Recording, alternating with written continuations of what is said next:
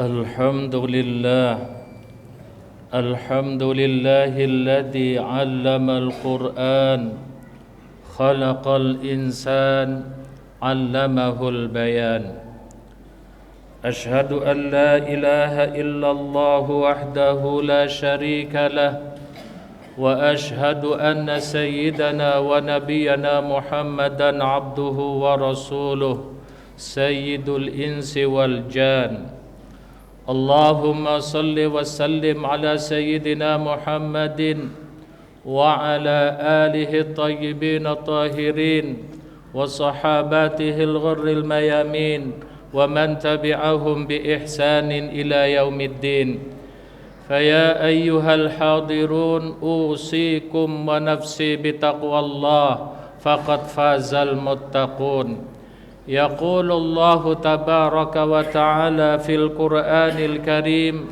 مواسيا لنا بتقواه فيقول بعد أن أعوذ بالله من الشيطان الرجيم بسم الله الرحمن الرحيم يا أيها الذين آمنوا اتقوا الله ولتنظر نفس ما قدمت لغد واتقوا الله إن الله خبير بما تعملون يا أيها الذين آمنوا اتقوا الله حق تقاته ولا تموتن إلا وأنتم مسلمون أما بعد.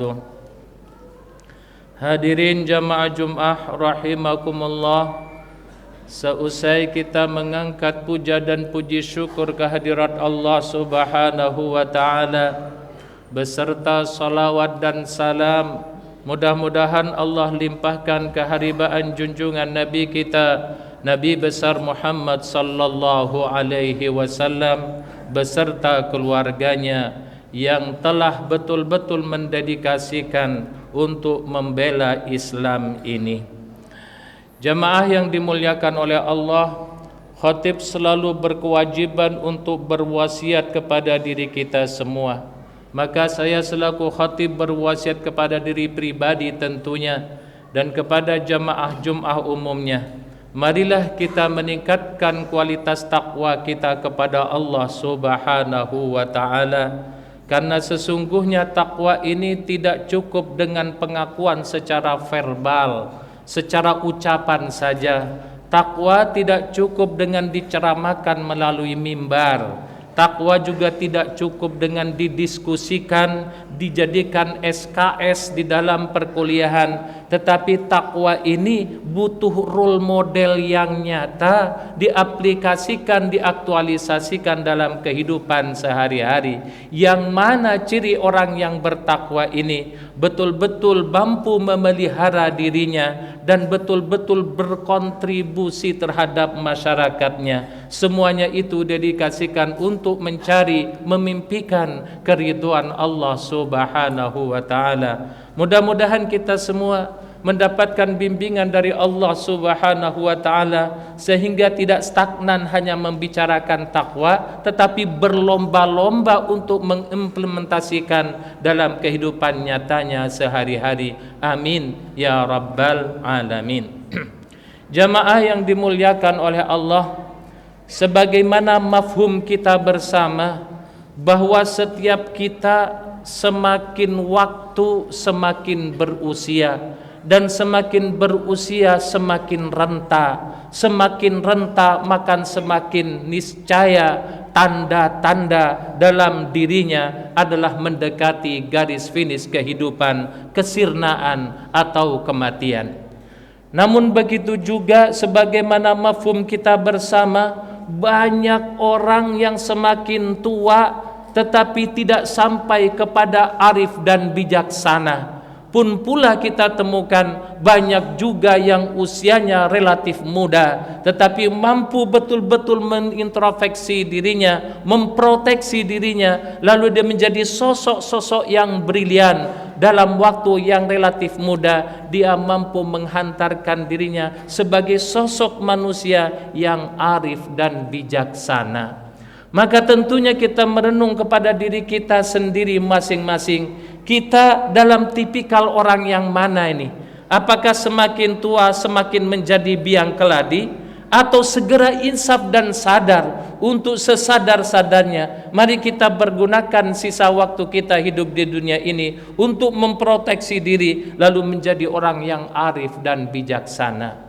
Maka sebagai landasan supaya kita betul-betul mampu arif dan bijaksana, mari kita renungkan petunjuk Allah Subhanahu wa ta'ala yang Allah sematkan di dalam surat Al-An'am ayat 125, di mana Allah dengan tegas menjelaskan, a'udzubillahi minasyaitonir rajim, bismillahirrahmanirrahim, faman yuridillahu ayyahdiyahu yashrah sadrahu lil Islam wa may yurid ayyudillahu yaj'al sadrahu dayiqan haraja ka'annama yas'adu fis sama kadzalika yaj'alullahu rijsa 'alal ladina la yu'minun.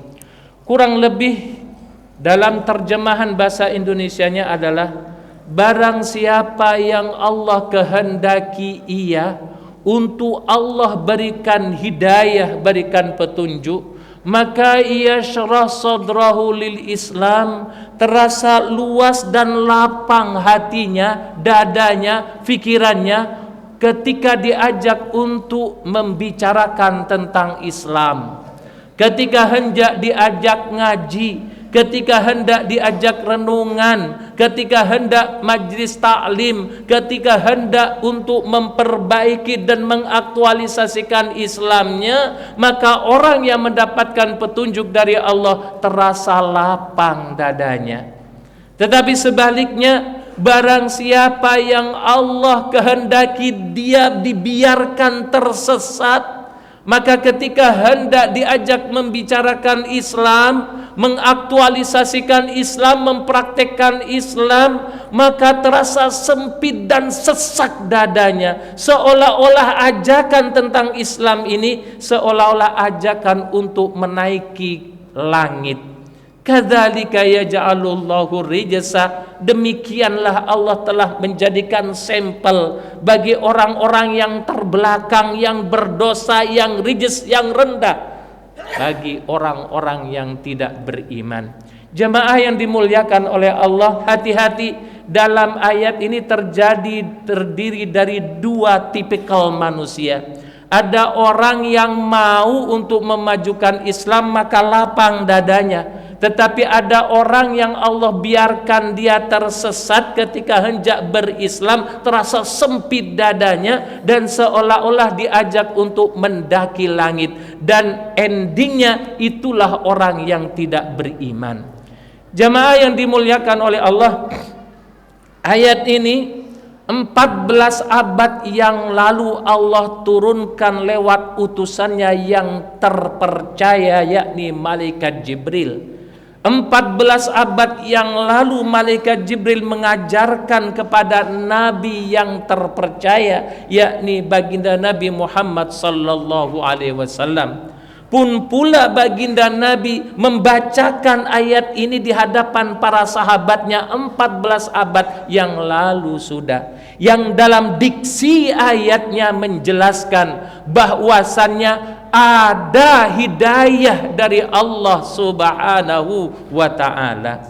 Maka ketika baginda Nabi mengajarkan di hadapan para sahabatnya, ada sahabat yang mengangkat tangannya dan bertanya terhadap baginda Nabi, seolah-olah bahasa kita, duhai ya Rasul, jika memang hidayah itu ada dari Allah Subhanahu wa ta'ala, yang Allah turunkan, Allah sematkan terhadap sosok manusia yang siap untuk mendapatkan hidayah, maka kata sahabat itu, alidzalika alamatun yu'rafu biha, apakah ada indikatornya, adakah tanda-tandanya bahwa sosok manusia itu mendapatkan hidayah dari Allah Subhanahu wa ta'ala yang bisa dibaca, dideteksi oleh orang-orang sekitarnya, oleh orang di sekelilingnya, di depan belakangnya, kanan dan kirinya? Apa tanda-tanda sosok individu itu mendapatkan hidayah dari Allah Subhanahu wa ta'ala? Maka baginda Nabi menjawab dengan jelas dan tepat serta singkat. Apa kata baginda Nabi? Naam, iya, ada tanda-tandanya sosok manusia yang mendapatkan hidayah dari Allah Subhanahu wa taala. Yang pertama tandanya adalah al-inabatu ila daril khulud. Tempat kembalinya adalah kepada rumah yang kekal. Jadi orang yang mendapatkan hidayah dari Allah Subhanahu wa taala, motivasi kehidupannya adalah demi membangun rumahnya yang kekal. Adalah kita sosok manusia, bukan penduduk pribumi planet bumi ini. Demi Allah, kita semua adalah penduduk sorga. Adapun di dunia ini hanya sebagai tugas dari Allah Subhanahu wa taala yang diemban di pundak setiap individu manusia, yang Allah terangkan di dalam surat Al-Baqarah ayat 30, inni ja'ilum fil ardi khalifah. Keberadaan kita di muka bumi ini bukan untuk senang-senang, bukan untuk pamer, bukan untuk arogan, bukan untuk menjadi horor dan menakut-nakuti terhadap orang lain. Tetapi tugas kita di muka bumi ini adalah menjadi khalifah di muka bumi ini, yang harus mengekspor kekayaan dan harus mengeksploitasi kemanfaatan terhadap sekelilingnya. Adapun tempat kembali kita adalah rumah yang kekal. Maka orang yang mempunyai hidayah dari Allah Subhanahu wa taala, motivasinya, etos kerjanya tidak ada yang lain kecuali didedikasikan demi rumah kekalnya di surganya nanti. Itu tanda orang mendapatkan hidayah dari Allah yang pertama. Yang kedua, tanda orang mendapatkan hidayah dari Allah Subhanahu wa taala adalah wattajafi andaril ghurur. Dia sanggup selektif membersihkan diri dari kehidupan dunia yang menipu ini. Adalah hakikat kehidupan dunia adalah sungguh sangat banyak tipuannya, banyak intrik-intriknya, banyak kamuflasenya, dan di sini banyak orang yang terjerembab dan menjadi betul-betul budak dari kehidupan dunia ini. Padahal kehidupan dunia ini sungguh-sungguh sangat menipu sekali. Allah jelaskan di dalam surat, misalkan surat Al-Hadid, wa ma mata'ul hayatud dunya illa mata'ul ghurur, dan tidaklah kehidupan dunia ini kecuali kesenangan yang sangat-sangat menipu. Berapa banyak orang yang tadinya baik-baik, demi mempertahankan dan membangun mahligai kehidupan dunianya, dia tertipu dan seolah-olah dunia ini betul-betul tempat dia abadi selama-lamanya. Maka digunakan segala energinya untuk membangun kehidupan yang sangat menipu ini, alias kehidupan dunia ini. Lalu datang teguran dari Allah Subhanahu wa taala, alhaakumut takasur hatta zurtumul maqabir. Kamu sibuk dalam kehidupanmu untuk membangun mahligai harta bendamu, seolah-olah harta bendamu betul-betul menjadi jaminanmu yang membahagiakan. Kalla, jangan begitu. Engkau akan pasti tahu secara pasti bahwasanya kehidupan dunia ini tak lebih dari daril ghurur, adalah kehidupan daerah rumah yang sangat menipu. Maka orang yang mendapatkan hidayah dari Allah Subhanahu wa taala tidak mempergunakan segala energi, waktu, otaknya dan pengaruhnya untuk semata-mata membangun mahligai kehidupan dunia. Justru dia sangat selektif dan betul-betul menjauh dan membersihkan diri dari kehidupan dunia ini. Lalu yang ketiga, indikator ataupun tanda orang yang mendapatkan hidayah dari Allah Subhanahu wa taala adalah wal istidadu lil mauti qabla nuzulih. Dia mempersiapkan diri menjemput kematian walaupun kematian itu belum datang dan belum terjadi pada dirinya. Maka orang yang mendapatkan hidayah dari Allah Subhanahu wa taala betul-betul sadar bahwa dirinya bukanlah hidup selama-lamanya di dunia. Dan ketika dia membaca banyak sejarah generasi per generasi, telah menyodorkan bukti dan membuat dia sadar bahwa tidak ada orang yang lama kekal hidup di dunia ini.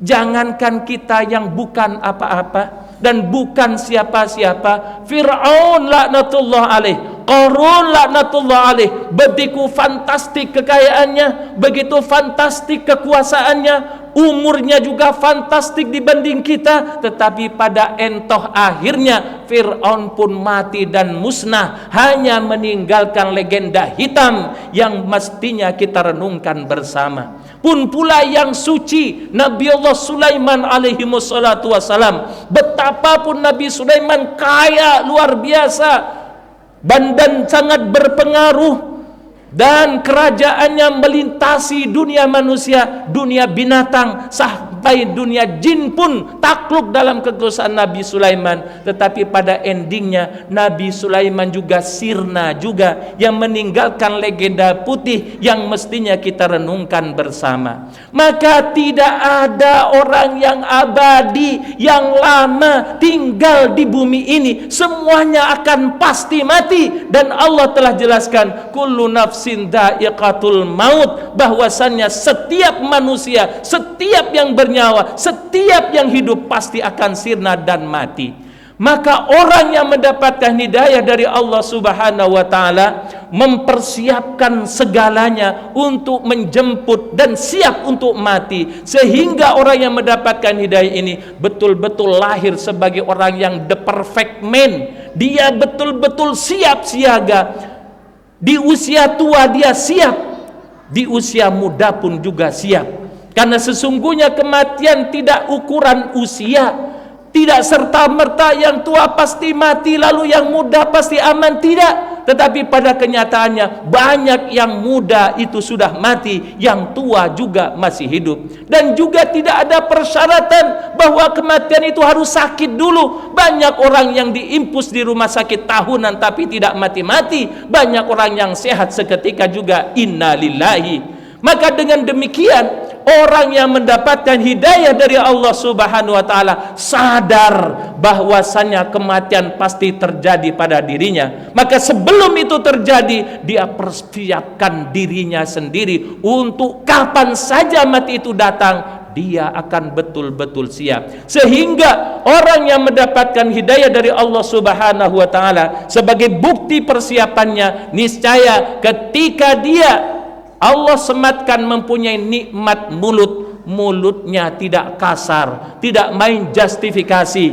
Justru orang yang mendapatkan hidayah dari Allah Subhanahu wa ta'ala, keluar dari mulutnya kata-kata lembut, kata-kata silaturahim, kata-kata penuh kasih, penuh asuh, penuh asah, yang penuh cinta dan damai berdasarkan kecintaannya kepada Allah Subhanahu wa ta'ala. Mempunyai tangan orang yang mendapatkan hidayah, niscaya tangannya tidak akan pernah digunakan untuk mengganggu orang, mengambil hak orang, menandatangani tanda tangan yang merugikan orang, menandatangani yang membuat negara bangkrut, dan seterusnya dan seterusnya. Mempunyai kaki, niscaya kakinya tidak dilangkahkan kepada yang dimurkai oleh Allah Subhanahu wa ta'ala. Walhasil, orang yang mendapatkan hidayah dari Allah Subhanahu wa ta'ala, niscaya dari air mukanya dia akan betul-betul tenang, betul-betul mantap, derak langkahnya betul-betul patut ditiru, dan role model, menjadi role model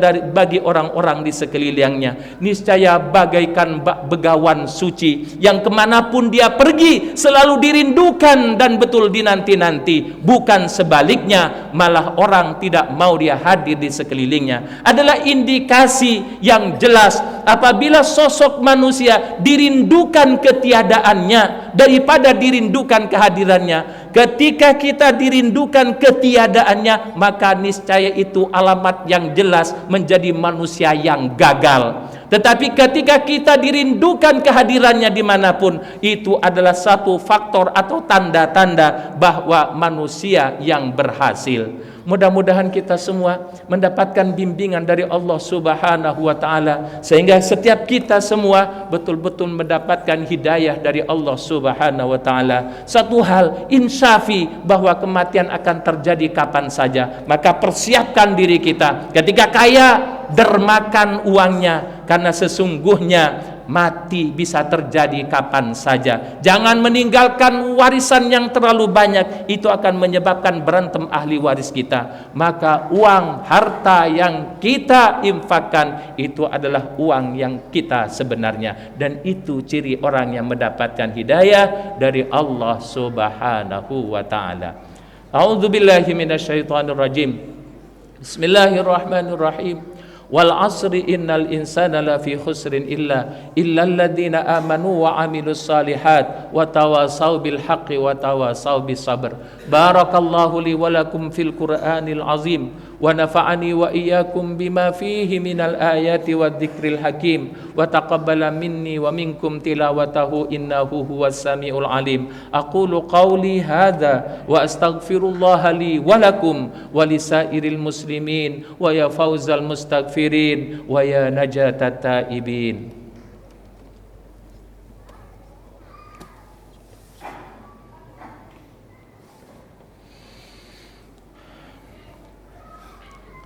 Alhamdulillah, alhamdulillahi haqqa hamdih.